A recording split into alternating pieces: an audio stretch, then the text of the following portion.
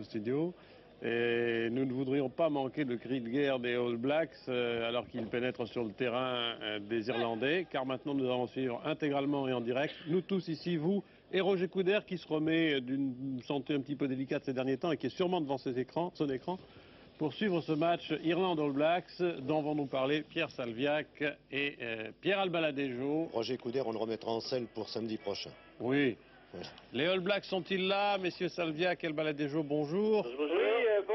Oui, bonjour. Ici le stade de Lansdowne Road pour ce match entre les Verts de l'équipe d'Irlande que vous apercevez sur votre écran, groupés autour de leur capitaine Deering, et les Noirs, ces fameux All Blacks néo-zélandais dont mon confrère de Midi Olympique, Georges Pastre, a pu dire un jour qu'ils portaient sur eux le deuil de leurs adversaires.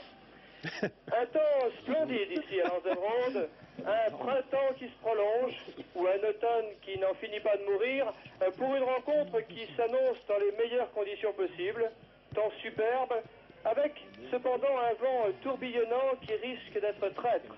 Je m'interromps quelques instants pour que vous puissiez écouter l'exécution des hymnes nationaux.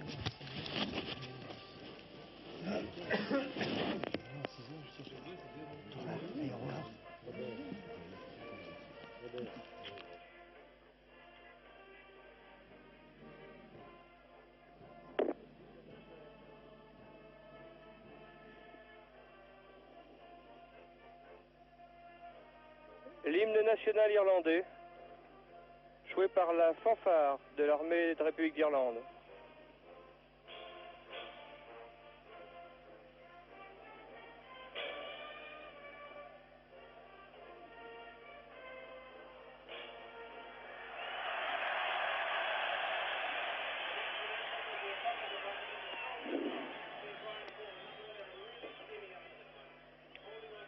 Voilà, place maintenant va être faite aux joueurs de cette rencontre. Je vous signale au passage que c'est le premier test match que vont jouer les rugbymen néo-zélandais au cours de cette tournée 78 en Grande-Bretagne, alors qu'ils exécutent devant vous le traditionnel haka, une sorte de cri de guerre maori adapté au folklore néo-zélandais qui ne manque pas d'étonner chaque fois qu'il apparaît sur votre écran.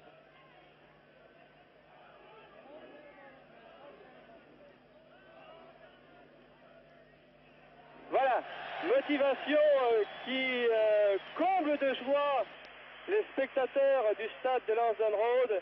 Les joueurs irlandais n'ont pas besoin de ça, eux qui ont ce fameux fighting spirit, cet esprit de combat, que nous aurons l'occasion de découvrir tout au long de cette rencontre.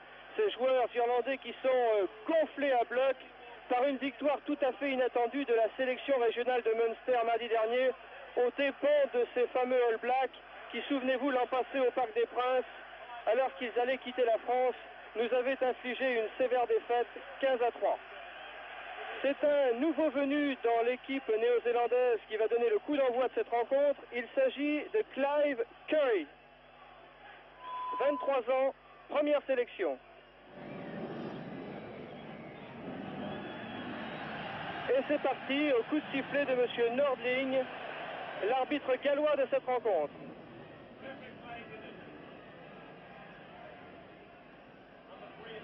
Ward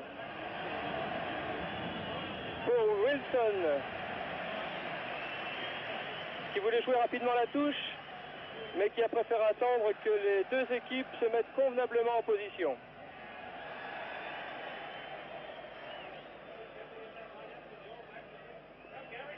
Pénalité que va tenter Gary Cyr, première pénalité, première minute de jeu. Gary Cyr, troisième ligne centre de cette équipe des All Blacks, qui possède, soit dit au passage, un remarquable coup de pied.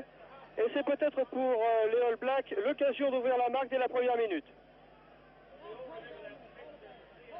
Gary Cyr, Pierre, qui va taper les pénalités de loin, car ils ont deux buteurs d'égale valeur. L'un pour taper de loin, c'est Cyr, et puis Curry, le jeune Curry, qui est un arrière aussi précis, et qui tapera, je pense, des coups de pied de plus près. Pénalité à 52 mètres. Il y a une accalmie dans le vent, il faut le signaler, car il y a du vent aujourd'hui sur Dublin, et le vent soufflerait plutôt dans le prolongement favorable aux All Blacks, c'est-à-dire que le coup de pied de Cyr, aidé par le vent, est un coup de pied tout à fait réalisable, mais faut-il quand même se surpasser car ça fait 52 mètres. Cyr, ah, trop court, dans les bras du nouveau promu demi-mêlée de cette équipe d'Irlande, Colin Patterson, Taylor et Mike Gibson qui pousse ce ballon en touche. C'est Pat Whelan, le talonneur de l'équipe d'Irlande, qui va remettre en jeu.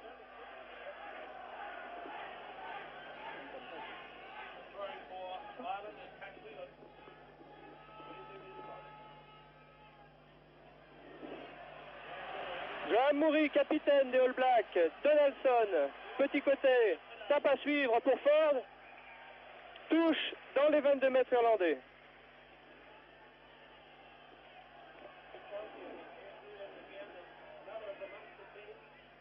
Pat Whelan fait cette remise en touche.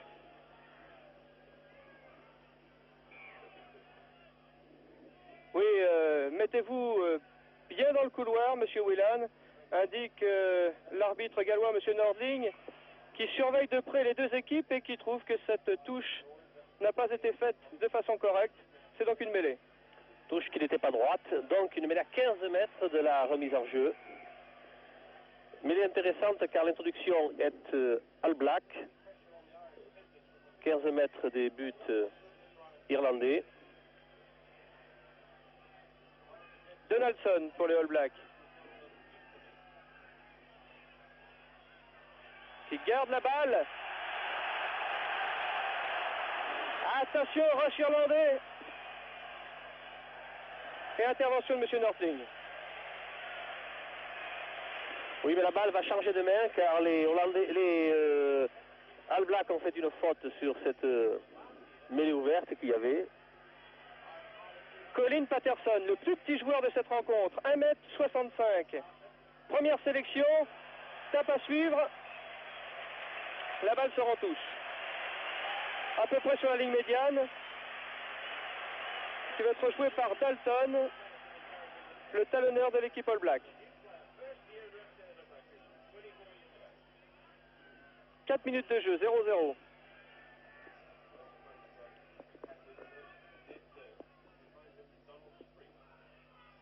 Haden, Donaldson, coincé par les avants irlandais.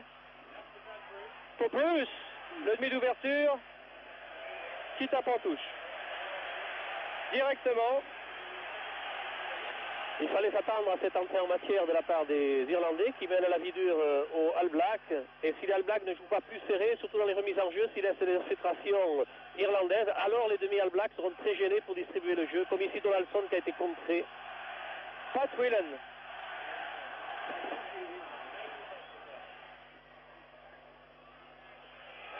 Oliver, qui était capitaine de l'équipe All Black cet été pour la tournée des Australiens et qui a laissé son brassard de capitaine à Graham Murray.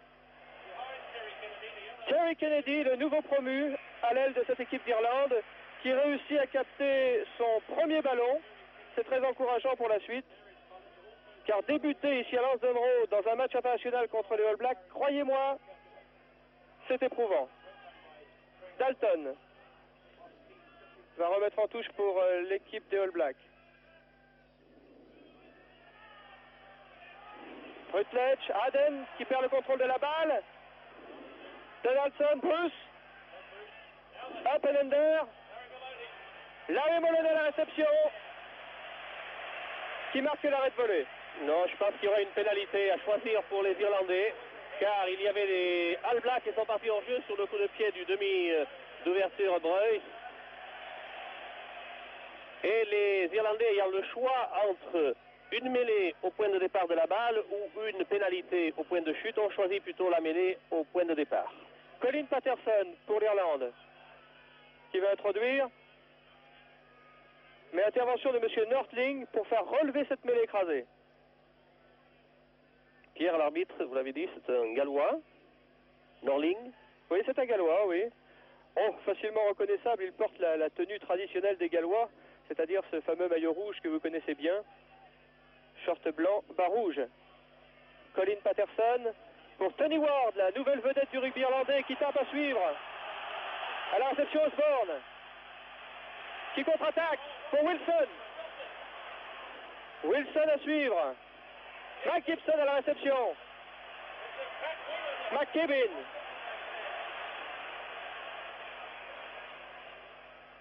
Et coup de sifflet de M. Nordling sur la ligne des 22 mètres irlandais.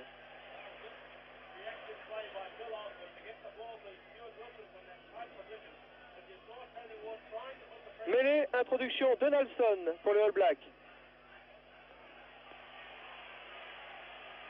Donaldson, petit côté, croise avec Wilson. Pénalité. Ah oui, pénalité. Il y a eu un talonnage à la main sur le regroupement occasionné par le numéro 8, Sear. Et c'est une pénalité qui va permettre aux Irlandais de se dégager. Tandis que Willie Duggan, le troisième ligne centre de l'équipe d'Irlande, semble touché à la face sur cette action confuse. Et on appelle le soigneur. Oh, notez bien que les Irlandais qui sont de courageux combattants en ont vu d'autres. Et ça ne me semble pas hypothéquer la suite de la rencontre pour Willie Duggan, élément prépondérant dans ce pack irlandais, dont on n'en finira pas de dire avec quel courage il se bat chaque fois qu'il est opposé à une sélection nationale. Tony Ward. Un très joli coup de pied, Tony Ward. C'est devenu une pièce maîtresse de l'équipe des Verts. Cherche la touche et la trouve. Il faut dire que le joli coup de pied a été contrarié par le vent, disons, car les Irlandais jouent contre le vent. Et Tony Ward, c'est vrai, a un très beau coup de pied, il a beaucoup de qualité. Un ex-footballeur, bien campé sur ses jambes, qui sent très bien le jeu de demi d'ouverture.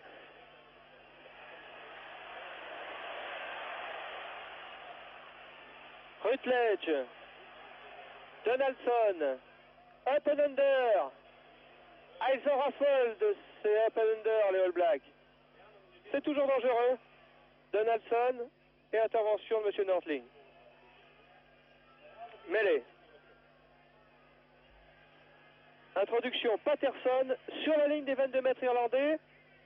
9 minutes de jeu, 0-0. Bruce manque la balle. Taylor aussi.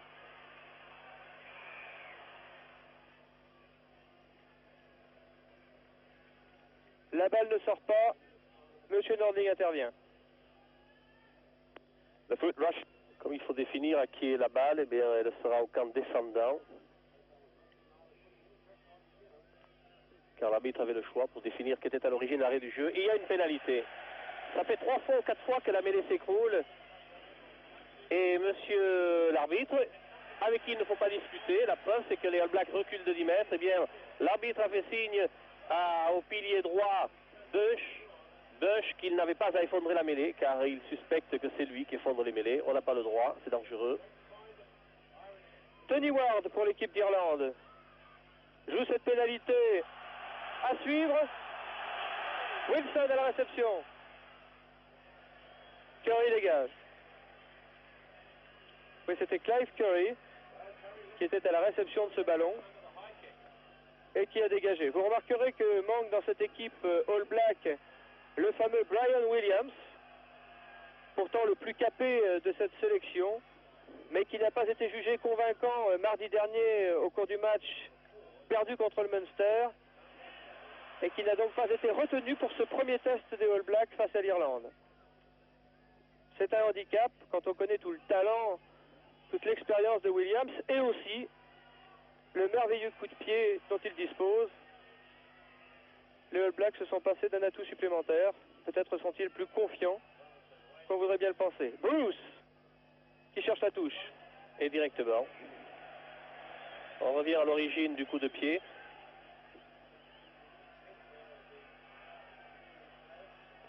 On peut constater depuis le début du match que les deux demi d'ouverture jouent absolument pareil, c'est-à-dire qu'ils utilisent beaucoup plus les pieds que leur centre et qu'ils jouent assez haut pour donner le temps matériel de venir dessous, récupérer la balle. Mais à ce jeu-là, je pense que les All Blacks sont de meilleurs techniciens, tacticiens aussi. Touche raccourci qui profite aux Néo-Zélandais. Il y a eu un contact entre deux noirs, donc il y a une mêlée, la balle sera verte sûrement. Patterson. C'est Colin Patterson qui va faire l'introduction. Pour Tony Ward, pour Melonnet. La balle est noire. Donaldson, Bruce, Osborne, Taylor, Ford, à suivre pour lui-même. Et Tony Ward dégage en touche.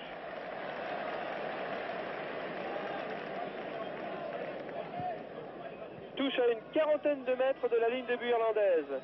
Dalton, talonneur des Noirs, qui fait la mise en jeu.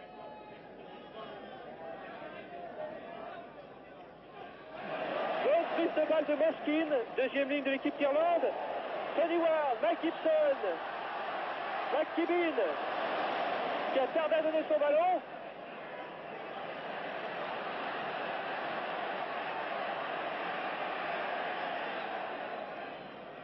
Et intervention de M. Northling, l'arbitre gallois de cette rencontre. Qui a considéré que les Néo-Zélandais faisaient action de progression, porteur de la balle, donc la balle l'aurait rendue sur cette mêlée fermée. 12 minutes de jeu, 0-0. C'était fermé. Attaque de McLennan. Fidel Gibson. Pour Spring. Pour Patterson. Dans les 22 mètres All Black, sa chance pour les Noirs. Tony Ward à la réception. Mais et coup de sifflet de M. Nordling. C'est vrai, Pierre, il y a une faute un en avant irlandais sur une action excellente.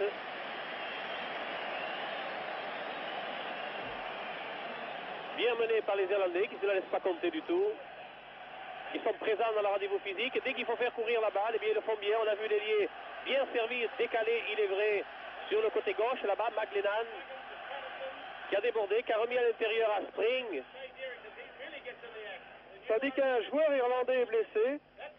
Je n'arrive pas à distinguer sa silhouette, mais il me semble qu'il s'agit de Shea Tearing, le capitaine de cette équipe irlandaise qui est touché à la face. Oui, Dering a participé à l'action, puisque c'est lui qui a servi Kane à son intérieur.